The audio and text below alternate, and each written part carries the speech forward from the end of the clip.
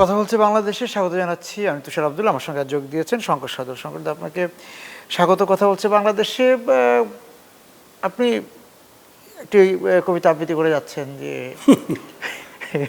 অপেক্ষা করে অস্থির হয়ে এই যে আমাদের অস্থিরতা, অস্থির জীবন। এটা কিন্তু সাম্প্রতিক কোনো বিষয় ছিল না আসলে, এবং যে সময় এই কবিতাটা আসলো এটা বেশ কার্যকর একটা ভূমিকা রাখছে বলে বিশ্বাস সব দিক থেকে। আমিও জানতাম না, আমার কিন্তু ফেসবুক নাই। তো আমার কাছে যখন এটা আসলো আমি দেখলাম যে ওইটার তখন ওই যে ভিউ টিউ হয়, আমি একদম এইসব ব্যাপারে খুব নাজুক মানুষ। তখন দেখলাম 667K। তা আমার বাসার লোকজন তো সব অস্থির হয়ে গেলো, তুমি এগুলো বন্ধ করাও, কে করতেছে এটা? এই কবিতা এখন যাচ্ছে অমুক তমুক। ওদিকে মেয়ে থাকে ইংল্যান্ডে, সে বলছে বাপি এখানেও ছড়াই গেছে, এটা কী করতে, তাদের বন্ধ করো, তোমার উপায়ে তো মব হবে আর কি। তুমি জানো না এটা কি হচ্ছে সব জায়গায়? আমি তো কিছুই জানি না। কিন্তু তারপরে সেটা এবং আরও কিছু মজার ঘটনা এটা আছে, এটা না বলাই ভালো মনে হয়, সেটা ব্যক্তিগতভাবে বলা ভালো আর কি। তো সেটা একটা সময়ে আমিও দেখলাম এটা মূলত ছিল একটা অনুষ্ঠান, যে কবিতার ব্যাপারটা এই পট পরিবর্তনের মাস পাঁচেক আগে শিল্পকলা একটা টিকেট করে একটা অনুষ্ঠান ছিল। সেখানে যারা অপেশাদার বা একটু মানে পেশাদার আবৃত্তিকার নয়, কিন্তু যার একটা ইয়ে আছে, তা তারা আমাকে বলে যে আপনাকে ওখানে আসতে হবে। সে টিকিট করেছিল কিন্তু সেখানে, যেমন ওখানে আফজাল ছিল, তারপরে হায়াত ভাই ছিল, এই সবাই এরকম মানুষজন ছিল এবং আমিও ছিলাম। এবং সেটা ওখানে হলো। এবং তারপরে এটা কিন্তু আমি আর তখন দেখিনি, কিন্তু তখনও দেখলাম যে কবিতাটি আমি পাঠ করলাম ওটা হচ্ছে বীরেন্দ্র চট্টোপাধ্যায়ের একটা কবিতা।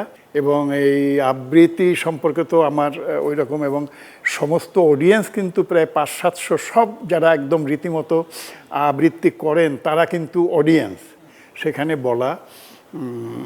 এবং এটা মূলত 8 লাইনের একটা কবিতা, ছোট কবিতা। এবং এটা কেমন করে পেলাম, আমাকে একজনে পাঠালো, মানে এই অনুষ্ঠানের জন্য না, কিন্তু এমনি পাঠিয়েছে যে তুমি কবিতাটা দেখো। আমি বললাম যে না, এটা তো বেশ ভালোই লাগছে। তা আমি কিন্তু ওটা ওই দিনই, দেখা যাবে যে ওখানে দেখে দেখে পাঠ করছি আমি আর কি। ওই দিনই কিন্তু যা কিছু ইম্প্রুভাইজেশন সব কিছু কিন্তু ওই স্টেজেই। তার মানে এটা দাদা, যে এই কবিতার যে বাণীটা, যে কবিতার যে পংক্তিগুলো, তার সঙ্গে সেই সময়কার বা এখন আমরা যে সময়টিতে আছি মানুষের সঙ্গে, মানুষ যেটা ভাবছে, মানুষের সে চিন্তার সঙ্গে, তার অবস্থানের সঙ্গে মিলে গিয়েছে, সম্পৃক্ত হয়েছে বিষয়টা, যেই কারণে তাকে স্পর্শ করেছে 100 বার। আমি যেটা মনে করলাম যে কবিতা যে আসলে কি মানে চিরকালের ব্যাপার, একটা সময়ের ব্যাপার। এই ছোট্ট কবিতার পাঠ করে যে আমার উপলব্ধিটা, এটা কিন্তু আমার এই সময় সে সময় ওই সময় এরকম কোনো ব্যাপার না। একটা সার্বিকভাবে একটা কবিতা সব সময়ের, সে সব সময়কে, যেমন আমার এর পাশাপাশি যদি আমি বলি, আমি বহুদিন আগে থাকতে বলি এবং আমরা প্রায় সবাই জানি যে আমাদের দেশ যেভাবে যাচ্ছিল সব কিছু মিলে, আমি কোনোভাবেই একে ব্যক্ত করা যাচ্ছিল না। মানে আমি কিন্তু এই পরিবর্তন অপরিবর্তন যা কিছু হচ্ছিল সব কিছু মিলিয়ে বলছি। আমার কাছে মনে হচ্ছিল এটা বর্ণনা করতে গেলে কবি ছাড়া উপায় নেই। শামসুর রাহমানের একটা লাইন কিন্তু আমাদের সব সময়, উদ্ভট উটের পিঠে চলেছে স্বদেশ। এটা সব সময়ের জন্য, সব সময়ের জন্য কিন্তু যখনই, এবং তাই তো চলবে। এটাকে কোনো দশকে আটকানোর সুযোগ নেই না, যে এটা এই মানে এই সরকারের সময়, ওই দশকের সময়, তা না। না, আমার কাছেও কিন্তু এই বীরেন্দ্র চট্টোপাধ্যায়, আমি কিন্তু এর আগে তার নাম শুনেছি কি না আমি ওইভাবে জানিও না, কিন্তু কি অসাধারণ সহজ কথা। অস্থির হয়েও না, প্রস্তুত হও, দ্যাটস দ্য লাইন। তুমি এখন তোমার আগুনে ঝাঁপ দেওয়ার সময় না, এখন তোমাকে আগুনকে নিয়ে যদি তোমাকে খেলতে হয়, সেই সম্যক উপলব্ধিটা বা সেই সময়টাকে তুমি সময়ের জন্য অপেক্ষা করো। কি অদ্ভুত সহজ সরল কথা। আমার কাছে মনে হয়েছে কবিতাটা আমরা যাদের নিরক্ষর অশিক্ষিত বলতে কষ্ট হয়, চাষাভূষা সহজ সরল শ্রমিকও যদি শুনে যে অস্থির হয়েও না, প্রস্তুত হও, এটা কিন্তু আমি আমার ঠাকুরদাদার মুখে শুনেছি। আমার বাবার মুখে শুনেছি, আমার দিদি এই অস্থির হইস না তো, এখন একটু থাম। কিন্তু সেই কথাগুলোই কিন্তু চিরকালের কথা হয়ে যাচ্ছে আমাদের জন্য, দেশের জন্য, মানুষের জন্য, বোধের জন্য, উপলব্ধি করার জন্য। তাহলে আমরা তো এই যে অস্থিরতা, আমরা অস্থির হই কেন? অল্পতেই অস্থির হয়ে যাচ্ছি। আপনি বললেন যে ধরেন আমরা বিভিন্ন সময় তো অনেক সংকটের মুখোমুখি হই, আগামীতেও হব। সংকট তো মানুষের জীবনে আসবেই, তাই না? সেই জায়গা থেকে এই যে, কিন্তু একসময় যে অপেক্ষা করে, একসময় তো আমরা অপেক্ষা করতে জানতাম, সেই জানা থেকে সরে গেলাম কেন? এটা একটা খুব সাংঘাতিক প্রশ্ন, অন্তত আমার জন্য আর কি। না না, আমি যেভাবে বিষয়টাকে দেখি সেটা হচ্ছে যে আমি তো খুব সাধারণ একজন, নিজেকে যদি এই মুহূর্তে বলতে হয় যে সংস্কৃতির কর্মী আমি বলি, শ্রমিক বলি, মানে এটা বললে কিন্তু আমি কোনো নিজেকে মানে অব্যক্ত রেখে মানে খুব বিনয়ের সাথে বলা না, কিন্তু আমি এই কথাটা বলতে পারলে নিজের খুব ভালো লাগে। কারণ আমি দেখি এখনও আমি কিন্তু ছুটে বেড়াই মাঠে ঘাটে সব জায়গায়। কেন ছুটে বেড়াই? আমার কাছে মনে হয়েছে যে প্রশ্নটি, যে অস্থির হই কেন আমরা, অস্থির হওয়ার কারণটা কিন্তু স্থির না হতে পারা। মানে উত্তরটা খুব সহজ হয়ে গেল, যে অস্থির হওয়ার কারণ মানে স্থির না হতে পারা। স্থিরতা কখন আসে? যখন একটা মানুষের খুব উপলব্ধিটা হচ্ছে যে সে যখন তার চারপাশে দেখে যে আমি যা, আমার বাইরে কেউ নাই, কিন্তু যখন দেখে আমি যা, আমার বাইরেও এর বেশি কিছু হচ্ছে, এবং সে কিন্তু তখন মেলায়। এটা হচ্ছে আমার উপলব্ধি, কিন্তু একেবারে ব্যক্তিগত, নিজের সঙ্গে মিলিয়ে নেয়। হ্যাঁ, যে আমি এই পরিশ্রমটা করি, আমি এই শ্রম দেই, আমি খেতে পাই না, কিন্তু এরা এইভাবে এত উজ্জ্বল জীবন, এত সপাট দাপটের জীবন এটা কি করে হয়, এত আস্ফালন, এগুলো কোথা থেকে আসে? আমার কাছে মনে হয় যে সম্যকভাবে অস্থিরতার মূল কারণটা কিন্তু এখানেই। কিন্তু একটা সাধারণ রিকশাওয়ালা যখন রিয়্যাক্ট করে, একজন সাধারণ পথের ভিখারিও যখন রিয়্যাক্ট করে, বা একজন সাধারণ খেটে খাওয়া মানুষ যখন রিয়্যাক্ট করে, তার কারণটা কিন্তু ওইখানে। আগে কিন্তু একটা সময় কিছুটা ছিল যে এই অস্থিরতা কিন্তু আমাদের মধ্যে ছিল না, কিন্তু তখন সে মিলিয়ে নেওয়ার সময়টা পেত যে আমি যা করি তার প্রেক্ষিতে এটি আমার পাওনা, সেটি দিয়ে আমি আমার জীবন নির্বাহ করি, যথেষ্ট। কিন্তু যখন দেখে, মানে এটা আমি আমার জায়গা থেকে বলবো যে আমাদের শিল্প সংস্কৃতির জায়গাটাই, একটা সময় আমাদের চলচ্চিত্র, আমাদের থিয়েটার, আমাদের নাটক, এগুলো কিন্তু আমরা একেবারে ঘরের খেয়ে বনের মোষ তাড়িয়েছি, কিন্তু সেটার মধ্যে একটা যথেষ্ট একটা ছিল, একটা দাপট ছিল, কিন্তু যে হ্যাঁ আমি এইটা পারি, আমি এইটা করি, আমি এইটা করলে অন্তত 100, 150, 500, 1000 মানুষ এটা দেখে, তারা রিয়্যাক্ট করে, প্রতিক্রিয়া ব্যক্ত করে, আমি এটা জানাই, আমি এই ক্ষতির কথাটা জানাই, আমি এই ভবিষ্যতের কথাটা জানাই, এখানে আমার একটা কিন্তু মানুষের কথা বলি। তো এই জায়গাগুলো যখন সত্যিকার অর্থে বেনিয়াদের হাতে চলে যায়, আমার জায়গাগুলো যখন আমার হাত ছাড়া হয়ে যায়, এবং যখন যায় সেটা ব্যবসা হয়ে যায়, খুব সাধারণ কথায়, তখন কিন্তু এই সাংস্কৃতিক অস্থিরতা, আমি একটু অন্যভাবে বলি, আমি বোঝাতে পারবো কিনা আমি জানি না, সেটা হচ্ছে যে একটা দেশের পরিচয়টাই কিন্তু তার সংস্কৃতির। আমি যদি আমার মুক্তিযুদ্ধ ভাবি, আমি ওই যে এই সংস্কৃতি এবং আমাদের সংস্কৃতি তো ইতিহাসের কথা বলে, ইতিহাসের পরিচয় দেয় বা আত্মপরিচয়ের কথা বলে, সেটা যাব আপনার কাছ থেকে একটু বিস্তারিত আলোচনাটা শুনবো।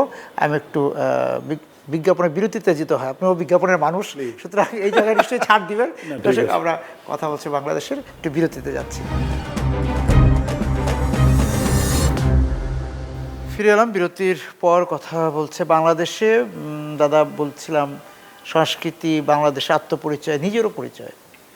না, আমি আসলে জানি না, মানে আমরা তো আমার জায়গা থেকে আমাকে বলতে হয়, সেটা হচ্ছে যে এই যে সাংস্কৃতিক পরিচয়টা, মানে বিষয়টা হচ্ছে যে আমরা যদি মুক্তিযুদ্ধ ধরি, আমি এখান থেকেই মনে হয় আমরা বিরতির আগে কথাটা বলছিলাম, মুক্তিযুদ্ধ শব্দটি এসেছিল, যে আমাদের মূল লড়াইটা কিন্তু ছিল অর্থনীতি, পশ্চিমাদের সাথে অমুক তমুক, সেগুলো ছিল, কিন্তু মূল জায়গাটা কিছু কিন্তু সংস্কৃতির লড়াই আমাদের ভাষা সংস্কৃতির একদম প্রধানতম আমি শিকড় বলবো। আমাদের সঙ্গীত সংস্কৃতি তো শুধু গান বাজনা নাটক না, মানে সমস্ত একটা দেশের একটা জাতির তার ল্যান্ডস্কেপ, তার ভূখণ্ড, তার জলবায়ু, তার বিনয়, তার আচার আচরণ সব কিছু মিলে এই জায়গাগুলো কিন্তু আমরা আমাদের মতো করে পালন করতে চাচ্ছিলাম, এই জায়গাগুলো আর কি। তো সেটা দেখা গেল এই 54-55 বছরে স্বাধীনতার পর কিন্তু বিষয়টা উল্টো হয়ে গেল আর কি। আমাদের গানগুলো আর গান থাকলো না, আমাদের নাটক আর নাটক থাকলো না, আমাদের আচার ব্যবহার কি সাংঘাতিক কথা না। যে আমি একটু উদ্ধৃতি, যে ওই সময়ে পাকিস্তানের সময়ে আমাদের বিপণী দোকানের নামগুলো ছিল অসাধারণ বাংলায়, আমার গায়ের পশম দাঁড়িয়ে যায় আর কি। তো এই বাংলাকে আরো উজ্জ্বল আর উদ্ভাসিত করার জন্যই তো মুক্তিযুদ্ধ। কিন্তু দেখলো যুদ্ধের পরে সমস্ত বাড়ি ঘর দোকানের নাম ইংরেজি হয়ে যায়, মানুষের নাম সহ। হ্যাঁ, ফাল্গুন একটা বাড়ির নাম রেখেছে ফাল্গুন, সেটা এফ দিয়ে ALGU দিয়ে লেখে, বাংলায় লেখে না। কি অদ্ভুত ব্যাপার দোকানের নাম। তো এই যে বিপর্যয়গুলো আমার মনে হয় আসলে এগুলো সবই হয়েছিল কিন্তু এই স্বাধীনতার পরে এক ক্ষমতা অর্জন মোহ এগুলো আমাদের গ্রাস করছিল। এবং আমরা কি হতে চেয়েছি দেখেন, এই যে আপনি তো দোকানের নাম বললেন, আমরা মানুষের নামের কথা বললাম, বাড়ির নামের কথা বললাম। এই যে আপনাকে আমি দাওয়াত করছি, দাওয়াতপত্র, সেখানে কোনো আপনি ভিনদেশে কাউকে দিচ্ছেন না, কিন্তু সেখানে আপনি কোন স্তরে ওঠার জন্য সেটা ইংরেজিতে লিখছেন। ইংরেজিতে লিখছি, কি অদ্ভুত ব্যাপার না। তা এই যে সাংস্কৃতিক বিপর্যয়, আমার কাছে মনে হচ্ছে আজকে যদি আমরা মনে করি যে বিপর্যয়ের মধ্যে আছি, আমরা যদি মনে করি যে আমরা অভাব শব্দটা কিন্তু ক্ষুধার না, অভাবে আছি, অভাবে একটা জাতি হয়ে গেলাম, চিন্তার অভাব, চেতনার অভাব, চৈতন্যের অভাব, সব অভাবের মধ্যে আছি। এর মূল কারণটা কিচ্ছু যদি বাদ দেই, মূল কারণটা কিন্তু সংস্কৃতি, আপন সংস্কৃতি। আমি এই কথাটা বারবার বলতে চাচ্ছিলাম, মানে আমি কি বলবো যে আমি না, আমরা বলেছি, আমরা সমস্ত সংস্কৃতি কর্মীরা বলেছি যে একটা দেশে ঝা চকচকে রাস্তা হতে পারে, সেতু হতে পারে, অট্টালিকা হতে পারে, সব নির্মাণ সম্ভব পয়সা হলে কিন্তু, এবং এর মধ্যে ব্যবসা আছে, কিন্তু এই নির্মাণগুলো তখনই সঙ্গত হয় যখন আমরা আপন সংস্কৃতি সম্পন্ন একটা জাতি নির্মাণ করতে পারি। এই জায়গাটায় কিন্তু আমরা কখনোই আমাদের যারা পরিচালনা করেছেন বিভিন্ন ক্ষেত্রে, রাজনীতির ক্ষেত্রে, সংস্কৃতির ক্ষেত্রে, ব্যবসার ক্ষেত্রে, সব জায়গায় কিন্তু এই জায়গায় আমার মনে হয় যে এই জায়গাগুলোতে খুব খামতি ছিল, এবং এই দীনতা, এই হীনতাই কিন্তু আজকে আমাদের ভোগাচ্ছে বলে আমার বিশ্বাস। ক্যামেরার সামনে বসার আগে যে আড্ডা দিচ্ছিলাম, সেটা পুরোহিত শব্দটা বলছিলেন। হ্যাঁ, যে আমাদের নানা ক্ষেত্রে যারা, বিশেষ করে সংস্কৃতির ক্ষেত্রে যারা পুরোহিত ছিলেন, পুরোহিত হিসেবে নিজেদেরকে উপস্থাপন করেছিলেন, বা আমরাও তাদেরকে তাদের কাছে শ্রদ্ধায়িত নমিত হয়েছি, তারাও একটা সর্বনাশ করে গিয়েছে, মহাসর্বনাশ। তার মধ্যে আমি কিন্তু নিজেকে বাদ দিয়ে বললে খুব কেউ বিচ্ছিন্ন কেউ না। হ্যাঁ, ওই বলের মধ্যে আমি কিন্তু পথে নাটক করা মানুষ, আমাকে সবাই চিনলো কিন্তু রাস্তার নাটক থেকে। এবং যে সাহস নিয়ে আমরা কিছু একেবারে কোনো শিল্পী না, তারা অশিল্পী মানুষ, আমরা রাস্তায় নেমে গেলাম 1984-তে, একদম এরশাদের যখন একদম বৃহস্পতি, সেই সময় কিন্তু আমরা রাস্তায় নেমে গেলাম। তখন কিন্তু আমরা চিন্তা করলাম না জীবনের ভয় নেই, আমাদের কেউ চেনে না। এই যে নেমে যাওয়াটা, কেন নেমেছিলাম? আমি আমার ছোট্ট চিন্তায় চেতনায় TFC একটা দেশে ছাত্র শিক্ষক মিলনায়তন কেন্দ্র বলি বা যাই বলি, এর প্রাঙ্গণে সারাদিন হাজার খানেক সংস্কৃতি কর্মী মিলিত হয়, এটা বিশ্বের কোনো দেশে কিন্তু আমি এ পর্যন্ত জানি না আর কি। আমি কিন্তু তখন এই ছোট চিন্তায়, ছোট বোধে আমাদের যারা এই যে পুরোহিত বলি, আমি পুরোহিত শব্দটা অর্থ ব্রাহ্মণ মনে করবেন না কেউ, যে পৌরোহিত্য করে সবার আগে থাকে, আমরা যাদের শ্রদ্ধা করতাম এবং আমরা যাদের ভাবতাম এরাই আমাদের হাত ধরে আমাদের দিশাটা দেবে। আমি বহুবার বলেছি যে আপনারা দল মতের ঊর্ধ্বে ওঠে এই যে হাজারখানেক ছেলে মেয়ে, কেউ নাটক করে, কেউ আবৃত্তি করে, কেউ নৃত্য করে, কেউ গান লেখে, কবিতা লেখে, এদেরকে ছোট ছোট দলে ভাগ করে আপনাদের যারা ক্ষমতা আছে এদেরকে দিয়ে এক একটা প্রোডাকশন করেন দল, এরা কিন্তু করলো না। তাহলে কিন্তু এই ছেলে মেয়েগুলো এখন কিন্তু টিএসসিতে গেলে একটা খাখা মরুভূমির মতো, আগে ওখানে গেলে পরে 5টা কবিতা একসাথে সমস্বরে উচ্চারিত হচ্ছে, তখন মনে হতো নাটকের সংলাপ হচ্ছে, গানের বাদ্য হচ্ছে, সমবেত স্বরে গান হচ্ছে, তখন সমস্ত জায়গাটা মনে হতো যে সত্যিকার অর্থে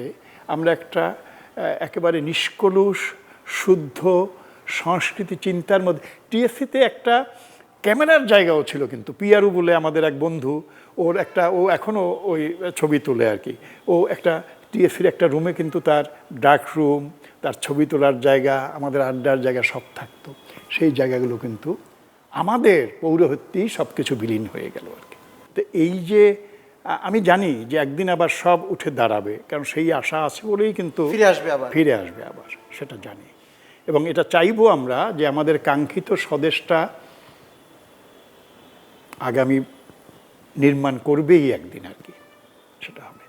না, নির্মাণ হবেই। ওই যে পাতা ঝরে গেলে তো আবার পাতা আসে হবে। আমরা সেরকম প্রকৃতির সেই অবস্থানে বসেই কথা বলছি চৈত্র ফাগুনের সন্ধিক্ষণে, সুতরাং ঝরা পাতায় আবার নতুন সবুজ কুড়ি আমরা দেখতে পাচ্ছি, সেই জায়গা থেকে হবে। কিন্তু এই যে কুড়ি যে আবার নতুনভাবে তৈরি হচ্ছে, সেই কুড়িটা তো শুদ্ধতা দরকার আছে, যে তাকেও তো জায়গা করে দিতে হবে, আবার নতুন কোনো পুরোহিতের দ্বারা সে যাতে আবার আক্রান্ত না হয়, বিবর্ণ না হয়।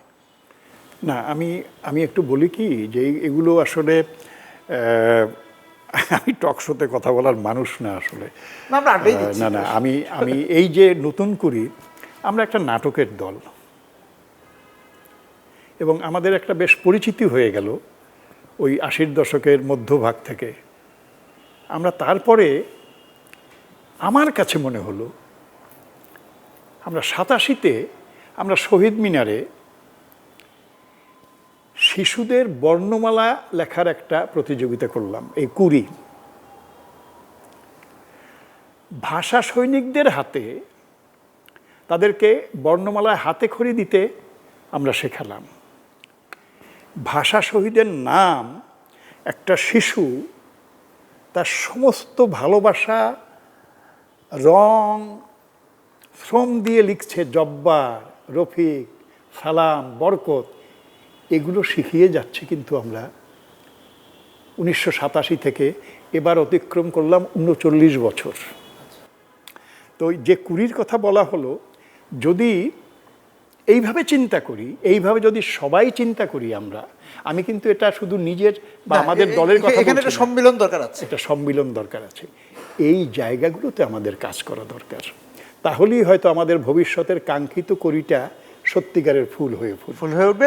আমরা আবারও একটু বিরতিতে যাব, ফিরে এসে একটু জানতে চাবো, এই যে ক্যামেরা, সেই ক্যামেরা হাতে তো আপনি দীর্ঘদিন যাবৎ পথে প্রান্তরে ছুটছেন, লেন্সে যে মানুষগুলো ধরা পড়ছে তাদের পরিবর্তনটা কেমন দেখছেন?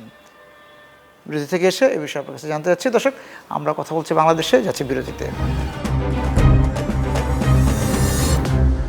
বিরতির পর আবার ফিরে এলাম, কথা বলছে বাংলাদেশে। আমরা বলছিলাম যে আপনার কাছে জানতে চাচ্ছিলাম যে এই যে লেন্সে মানুষগুলো, মানুষের যে মুখচ্ছবি, তার মানুষের যে মুখের যে মানচিত্র, সেগুলি কীভাবে পরিবর্তন হতে দেখলেন?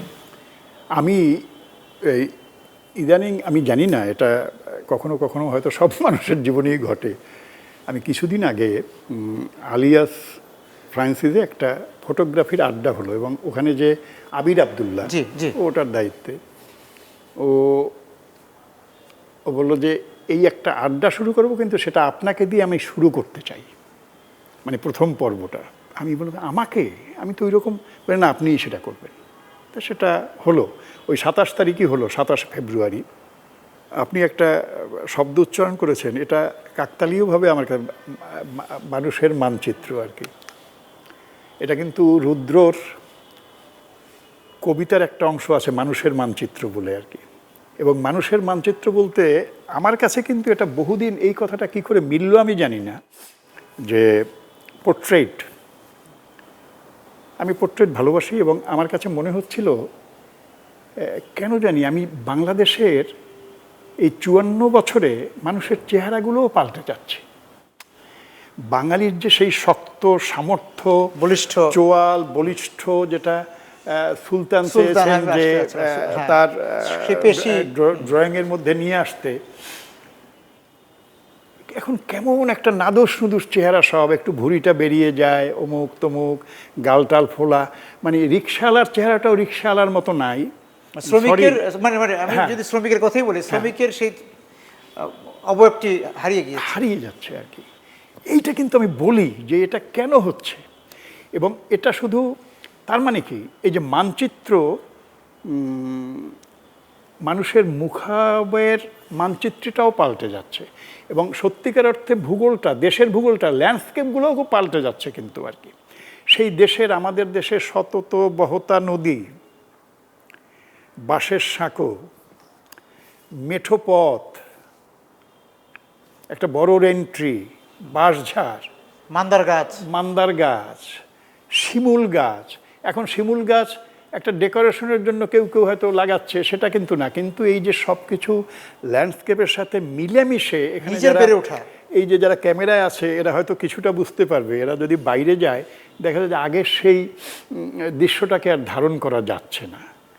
উদ্ভট সব এক একটা স্থাপনা ক্যামেরাকে আগলে দিচ্ছে, কিছু জায়গা এখনও ভালো আছে।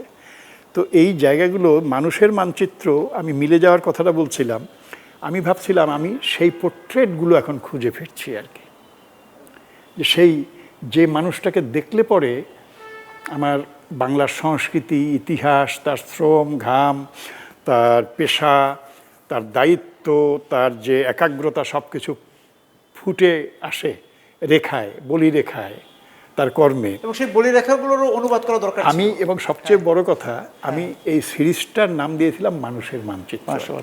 এটা এটা এটা দিয়ে রাখছি, কিন্তু এটা একটা ভবিষ্যতে। তো সেই জায়গা থেকে আমি সেই ছবিগুলো কিন্তু আমি ছবি তুলি, এবং এখন আমার বেশ সময় যায় ছবি তোলার কাজে, এবং আমার ক্যামেরাগুলো বেশ ওজনদার। সবাই বলে আপনি এখনও, মানে এক একটা ক্যামেরার ওজন প্রায় ৩-৪ কেজি হয়ে যায় আর কি। এরকম দুটো ক্যামেরা নিয়ে আর একটা লেন্স নিয়ে কিন্তু আমি এখনও ছোটাছুটি করি, কারণ আমার ভালো লাগে। আমার কাছে এই হালকা জিনিসের এখন ওইভাবে হয় না। তা আমি এই জায়গাগুলোকেই কিন্তু খুঁজে ফিরি, যে আমার প্রজন্মের কাছে তুলে ধরার জন্য যে আসলে আমাদের চেহারাটা কী, আমাদের কি দেখতে চেয়েছিলাম আমরা। এখনও কি পাওয়া যায় যে জীবনানন্দ দাশের কবিতা, যে ঘাটে বসে চাল ধোয়া হাত কেউ ধোয় না। এখন গ্রামের বাড়িতেও একটা এই কুকার চলে গেছে, সে ভাত চাপিয়ে দিচ্ছে আর কি, একটা ফ্রিজ চলে গেছে। কিন্তু কিছু জিনিস আছে, আমি এক জায়গায় বলেছিলাম যে কিছু জিনিস আমাদের এই দেশে দরকার ছিল না, কিন্তু আমাদের আপন যে সাংস্কৃতিক ধারাটা, এইটাকে অক্ষুণ্ণ রেখে আমাদের সকল উন্নতি হতে পারত। আমরা দেখি না যে সমস্ত সরকারি এসে বলে কিন্তু দেশটাকে আমি হংকং বানাবো, থাইল্যান্ড বানাবো, সিঙ্গাপুর বানাবো, কিন্তু কেউ বলে না বাংলাদেশটাকে অসাধারণ একটা বাংলাদেশ বানাবো, যেটা সারা বিশ্ব মাথা উঁচু করে দেখবে আর কি, এবং বাংলাদেশের রূপকে ফিরিয়ে দিব, হ্যাঁ, আপন রূপে। হ্যাঁ, এটা দরকার। তো আমি সংস্কৃতিগতভাবে যদি আমি ধরি, আমাদের গান টান, আমি সবার প্রতি শ্রদ্ধা রেখেই বলি যে আমাদের গান, আমাদের নাটক, আমার কাছে পরম দুঃখের বিষয় হচ্ছে যে আমাদের দেশের জারি, সারি, ভাটিয়ালি, পুঁথি, যাত্রা, এগুলো এখন জাদুঘরে রাখার মতো জায়গা হয়ে যাচ্ছে আর কি। কিন্তু এর জন্যই কিন্তু আমরা লড়াইটা করছি। আগে এর যে একটা ইম্প্যাক্ট ছিল, এটা কিন্তু পরিকল্পনা করেই করা হচ্ছে বলে আমি একজন ক্ষুদ্র সংস্কৃতি কর্মী হিসাবে বিশ্বাস করি, যে যাত্রাটা যদি মানুষের মধ্যে, এই যে লোক ফর্মগুলো, লোক সংস্কৃতিগুলো যদি মানুষের বিনোদনের জায়গায় থাকতো, তাহলে কিন্তু আজকে মানুষকে ঠকানোর কোনো উপায় ছিল না আর কি। এখনও মানুষ রিয়্যাক্ট করে বিভিন্নভাবে। এই যাত্রার মধ্যেই কিন্তু আমরা শৈশবে দেখেছি নিচু তলার মানুষ, যাত্রা একটা চরিত্র ছিল না শঙ্করদা, বিবেক। সে কিন্তু সব ভবিষ্যৎ অতীত সব বলে দিত আর কি। অদ্ভুত ব্যাপার। এই জায়গাগুলো কিন্তু আমাদের সংস্কৃতি থেকে হারিয়ে তার মানে ওই যাচ্ছে। যে আপনি ষড়যন্ত্রের কথা বলছিলেন, তো সেই ষড়যন্ত্রের একটা বড় কারণ যে আমাদের যেন বিবেক না থাকে। আসলে এই যে বিবেক হারানোর ব্যাপারটা খুব ভালো কথা আর কি। এই জায়গাগুলো আমাদের পুঁথি, আমাদের পট। আমি খুব ছোট্ট একটা কথা বলি যে ফ্রিটজ বেনিভিত নামে একজন জার্মান ডিরেক্টর ব্রেকটেন নাটকের বিশ্বব্যাপী যে সমস্ত বিশ্বে যার নাটকের ডিরেকশন আছে, উনি কিন্তু বাংলাদেশে এসে আমাদেরকে দিয়ে একটা নাটক করিয়েছিলেন। সেখানে আসাদুজ্জামান নূর, সারা জাকের, আমি, পাভেল আজাদ, বাবু টাবু এরা সবাই ছিলাম আর কি। ওর সম্মানে লোক সমান লোক, ম্যান ইকুয়াল ম্যান, ইংরেজিটার অনুবাদ করলেন, সেটার নাটক হলো। ওখানে মিউজিক করেছিলাম আমি, এবং সব কিছু মিলে একটা বড় ভূমিকা ছিল আমার আর কি। তো এই ভদ্রলোকের সম্মানে আমাদের লোক সংস্কৃতির আপন দুলাল নামে একটা ঘাটু যাত্রা আছে আর কি। হ্যাঁ। এরা সবাই জানবে আর কি, মানিকগঞ্জের দিকের আর কি। ওর সম্মানে সেটা দেখানো হলো আর কি, মহিলা সমিতি। তখন এই মহিলা সমিতি না, কিন্তু টিনের ছাউনি দেওয়া, ওপাশে বারান্দা। এই মানুষটার একটা চোখ ছিল না, একদিকে কালো একটা সানগ্লাসে ঢেকে রাখতো। এইখানে বাংলাদেশে যখন আসলো, ওর বয়স ছিল তখন প্রায় 84-85, প্রোস্টেট ক্যান্সার নিয়ে কিন্তু সে এখানে আসলো। শম্ভু মিত্রর গ্যালিলিওর ডিরেক্টর কিন্তু সে। আমি এগুলো কথাগুলো বলছি যে তার হাইটটা বোঝাবার জন্য। ও আমাকে খুব ভালোবাসছিল, সবাইকেই ভালোবাসছে। ও এখান থেকে যাওয়ার সময় কিন্তু ওর প্রিয় পোশাকগুলো আমাকে দিয়ে গেছে কিন্তু, যে তুমি এগুলো রাখো। এ যাওয়ার পরে 3 বছর পরে ও মারা যায়। তো ওই আপন দুলল দেখে এর বিরতিতে ও আমাকে টেনে নিয়ে আসলো অন্ধকারে। তখন মহিলা সমিতি যারা দেখেছেন, ওই যে ওই পাশে যে ফাঁকা জায়গাটা, আমরা গ্রিন থেকে বেরিয়ে একটু চা সিগারেট খেতাম, সেই জায়গায় গিয়ে আমার পা ধরে হাউ হাউ করে কান্না করলো এই 84 বছরের মানুষটা আর কি। এবং ও ইসে কলকাতা এবং এই বাংলাদেশে থাকতে কিছু বাংলা শব্দ এবং ইংরেজি মিলে যে শঙ্খ শঙ্খ কান্তা, কি হইতে ফ্রিজ বলছে, তোমাদের এই রকম ফর্ম থাকতে, লোক ফর্ম থাকতে তোমরা এইসব থিয়েটার করে বেড়াও, তোমাদের লজ্জা করে না? বাহ। তোমরা অটোগ্রাফ দাও, তোমাদের লজ্জা করে না? এইরকম এইটা হচ্ছে বিশ্বে এত বড় ডিজাইন বা এই ফর্ম কোথাও নাই। তোমরা এইটাকে পরিচিত করাচ্ছ না, তোমরা এইখানে হ্যামলেট, ম্যাকবেথ এগুলো নিয়ে লাফালাফি করতেছো আর কি। তা আমি বোঝাতে চাচ্ছিলাম এইটাই, যে আসলে আমাদের জায়গা কোনটা আসলে। আমি আবার বিরতিতে যাব, প্লিজ। এসে একটু বিজ্ঞাপনে আমি অন্য একটা প্রশ্ন করতে চাচ্ছিলাম, কিন্তু মনে হচ্ছে আপনাকে পেয়ে আবার বিজ্ঞাপনের বিষয়টা যদি হারিয়ে যায়, একটু যদি কথা না বলি সেটা আবার কেমন দেখায়। বিরতি থেকে এসে একটু বিজ্ঞাপন নিয়েও কথা বলতে চাই। দর্শক, আমরা কথা বলছি বাংলাদেশে, বিরতিতে যাচ্ছি। কথা বলছে বাংলাদেশে, আবার আমরা বিজ্ঞাপন বিরতি থেকে ফিরে এলাম। জানতে চাচ্ছিলাম বিজ্ঞাপনে আসা, আপনি বিজ্ঞাপনে একটা বড় সময় কাটিয়েছেন, সেইখানেও তো যে বিজ্ঞাপনগুলো আগে তৈরি হতো, সেখানে যে বক্তব্যগুলো ছিল, বিজ্ঞাপনের তো একটা বড় ব্যাপার হচ্ছে ভোক্তাকে মোহিত করা, ভোক্তার সাথে একটু চাতুরি করা, তাই না? কিন্তু সেইটারও তো একটা সহজ সরল একটা সভ্য ব্যাপার ছিল কিছুটা হলো। আমি জানি না এটা সভ্য বলার ঠিক হলো কিনা, আপনি ভালো বলতে পারবেন। আমি বাংলাদেশের প্রায় মানে বলতে গেলে সর্ববৃহত্তম বিজ্ঞাপনী সংস্থায় 24 বছর কিন্তু ক্রিয়েটিভ ডিরেক্টর হিসাবে কাজ করেছি, আমার মতো একটা মানুষ। এবং এই যে সভ্য কথাটা একদম ঠিক আছে, আমি বলবো সভ্যতা, সংস্কৃতি সম্পন্ন, সহজ এই বিজ্ঞাপনের ধারাটাকেও, একটা বিজ্ঞাপন আসলে কিন্তু এখন কেউ পণ্যের জন্য দেখছে না, কিন্তু এইখানে দেখছে যে ও কী করতেছে আর কি। তো একটা দেশের যখন অবক্ষয় আসে তখন কিন্তু সবার ভিতর থেকেই আসে, এবং যারা এই অবক্ষয়ের পরিকল্পনা করেন তারা কিন্তু এই পরিকল্পনাটা সব কিছু মিলেই করেন, সামষ্টিকভাবেই করে, সমষ্টিগতভাবেই করেন। যে বিজ্ঞাপনের মধ্যেও আমরা এমন কিছু দেই যেখানে উচ্ছৃঙ্খলতা, যেখানে সংস্কৃতিহীনতা এগুলো বাসা বাঁধতে পারে। এবং একটা সময় কিন্তু এইটা চিন্তা করেই কিন্তু আমি 2013-তে আমি ছেড়ে আসলাম যে এগুলো আর করার দরকার মানে আপোস নাই করতে আমাদের। চাইলেন না? আমি চাই না, কিন্তু সবচেয়ে বড় কথা এগুলো কিন্তু ফিরে আসে। এই যারা দেখছেন, বা আমি বলবো যারা ক্যামেরার পিছনে আছেন বা যারা প্যানেলে আছেন সবাই, যে আসলে আমরা দেখেছি যে বিজ্ঞাপনে কিচ্ছু লাগে না তো।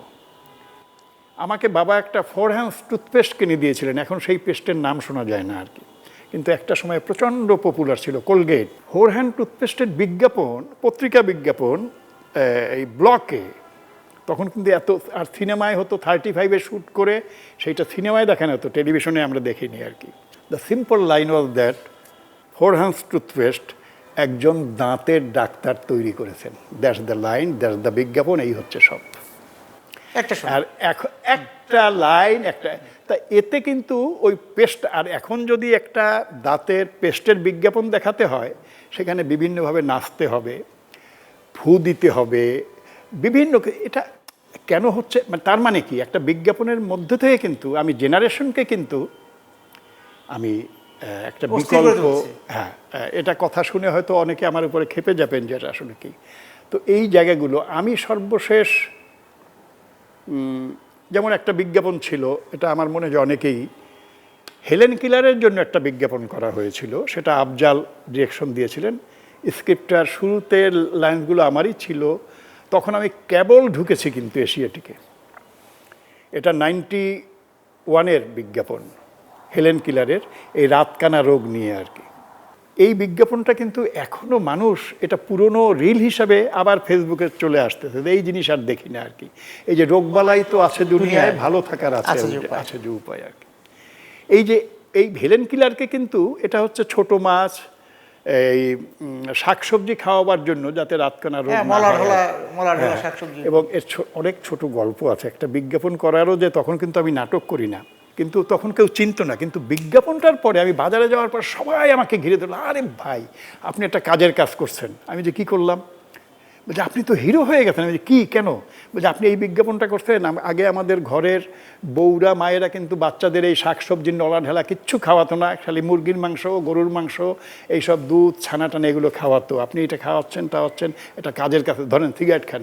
তখন কিন্তু আমি প্রচুর সিগারেট খাই, দিনে 2 প্যাকেট আর কি। চা খান, কি খাবেন? আমি বললাম যে ঠিক আছে। ঠিক 3 মাস পরে আমি বাজারে ঢুকলাম, তখন বাজারিরাও কিন্তু আমাকে, আমি দেখলাম যে লোকগুলো এতদিন ডেকে ডেকে আমাকে চা সিগারেট দিত, তারা সব আমার দিক থেকে মুখ ঘুরিয়ে নিয়ে যাচ্ছে আর কি। আমি তো, ব্যাপারটা কি? এই লোকগুলোকে তো আমি ভালোবেসেছিলাম আসলে। কথাও বলে না, তাকায় কিন্তু চলে যায়, মানে চেনে না এমন কিছু না আর কি। আমি কি ভাই কথা বলেন না কেন? বলে ছাড়েন তো। কি হয়েছে, কি বলবেন তো? বলছে হয়েছে কি আপনি বোঝেন না? টের পাইলাম বহুদিন পরে। আমি যে কি, আগে একটা লাউ কিনতাম 5 টাকায়, এখন 1 ফালি কিনি 5 টাকায় আর কি। এই আপনার বিজ্ঞাপনের ফলে আর কি।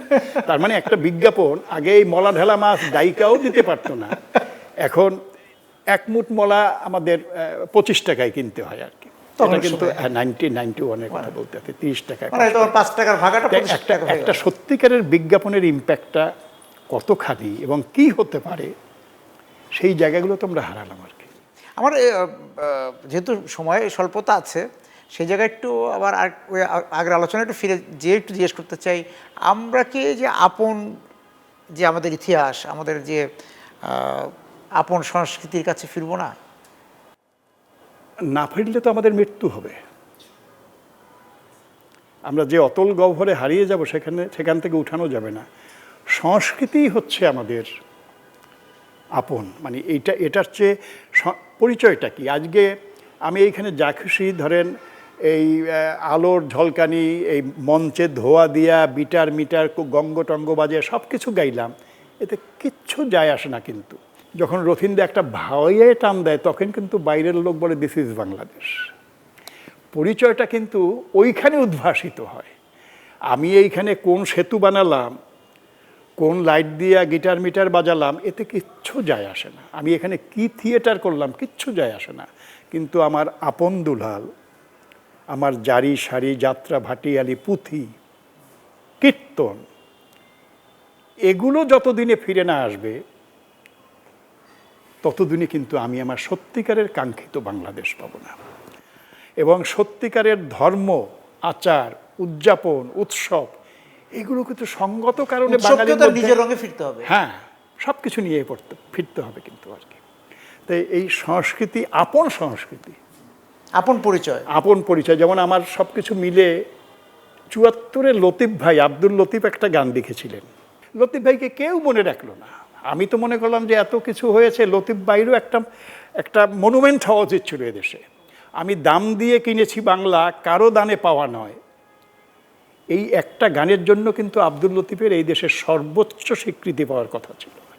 এই মানুষগুলো আমার চোখে কেবলই ভাসে আসলে আব্দুল্লাহ, জানেন যে আমি লতিফ ভাইয়ের একটা প্রতিকৃতি, একটা ভাস্কর্য দেখতে চাই, যার চারদিকে আমি দাম দিয়ে কিনেছি বাংলা গানটা খোদিত থাকবে, ওরা আমার মুখের ভাষা কায়রা নিতে চায়, এটা লেখা থাকবে।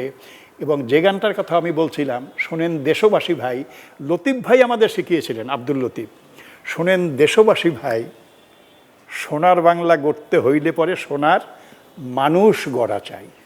সুতরাং আমাদের অপেক্ষার কথা বলছিলেন, যে অপেক্ষা, সে অপেক্ষাটা হচ্ছে সোনার মানুষ কবে আসবে, কখন আসবে, তার পায়ের আওয়াজ আমরা পাচ্ছি কিনা আমরা জানি না, তবে সে ফিরে আসবে, সেই শুভকামনা আমরা করতেই পারি। আমরা কান পেতে আছি, কান পেতে আছি যে সেই পায়ের আওয়াজ পাবো, সোনার মানুষ আসবে। আপনাকে অনেক ধন্যবাদ শঙ্করদা আজকে আমাদের সঙ্গে যোগ দেওয়ার জন্য। দর্শক যারা ছিলেন কথা বলছে বাংলাদেশের সঙ্গে, আপনাদেরকেও ধন্যবাদ জানিয়ে শেষ করছি আজকের কথা বলছে বাংলাদেশ। শুভরাত্রি।